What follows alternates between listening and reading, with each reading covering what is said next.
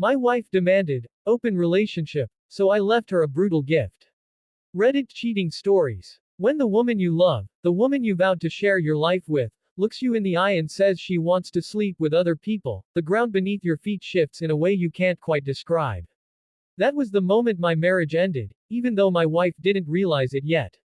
My name's Daniel, and for 8 years, I believed I was living in a marriage built on love, trust, and loyalty. I met my wife, Sarah, when I was 26. She was vibrant, the kind of woman who walked into a room and made every head turn. She had this energy, confident, unapologetic, and magnetic. I was a quieter guy, more reserved, but she brought me out of my shell. When we fell in love, it felt like she completed me. For years, I thought we were a team. We went through struggles, built a home, shared dreams about having children someday, and even rescued a dog together. To the outside world, we were perfect. But perfection has a way of cracking silently, like glass under pressure, until one day it shatters. It started small. Sarah became distant. Our conversations felt shallow, like she was hiding something. I noticed she spent more time on her phone, more nights out with her friends, and more excuses to not be intimate. I tried to convince myself it was stress, maybe work, maybe something temporary. But then came the night that tore everything apart. We were sitting at dinner, our usual Friday night meal. I'd made her favorite pasta. She pushed the food around her plate, not really eating, her expression unreadable. And then she said it. Daniel, she began, her voice strangely calm, I've been doing a lot of thinking, and I want to try an open relationship. The fork slipped from my hand, clattering against the plate. My heart dropped into my stomach. At first, I thought she was joking. But the serious look in her eyes told me otherwise. I asked her why. Her answer cut me deeper than any knife ever could. I just feel limited. Like I haven't experienced enough in life. I love you, but I want to explore other connections, too. We can still be married, just open. Married, but open. Love, but with others.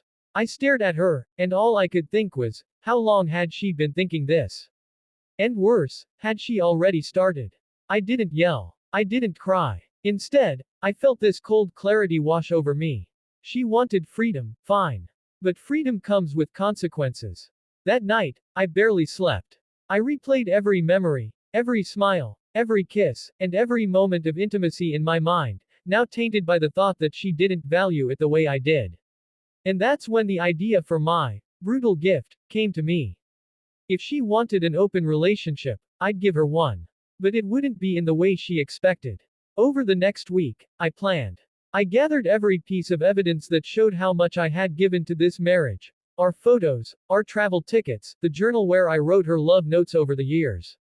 I put them in a large, beautiful wooden box I'd once bought with the intention of storing memories for our future kids. On the lid, I carved a single word, yours. Then, I added one more thing to the box, a neatly folded divorce petition, signed by me. On the day I gave her the gift, I asked her to sit down with me in the living room. She looked surprised, almost excited, like I was about to hand her a diamond necklace or something romantic. When she opened the box, her smile froze. She flipped through the photos, the love notes, the reminders of a life we had built.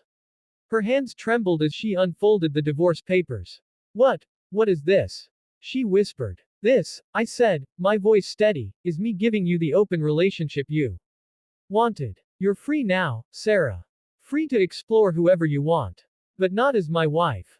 Her face crumpled. She tried to argue, to cry, to tell me she didn't mean for things to go this far.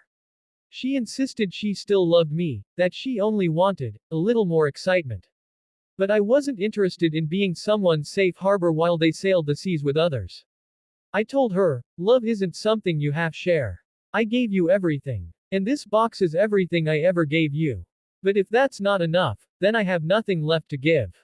Leaving her was the hardest thing I've ever done. Walking away from the woman I thought would be my forever felt like ripping my soul apart. But over time, I realized something important. Sometimes, the most brutal gift you can give someone is exactly what they asked for. Because once they get it, they realize what they've lost. Months later, I heard through mutual friends that Sarah regretted everything. She tried dating, tried her freedom, but ended up lonelier than ever. She even reached out to me once, saying she made a mistake. But by then, I had moved on. I'm not saying I came out of it unscarred. Betrayal leaves a mark. But I also came out stronger. I learned that loving yourself enough to walk away is the most powerful act of self-respect. My brutal gift wasn't meant to hurt her, it was meant to set both of us free. She wanted open doors. I gave her one. She just didn't expect me to close mine behind her.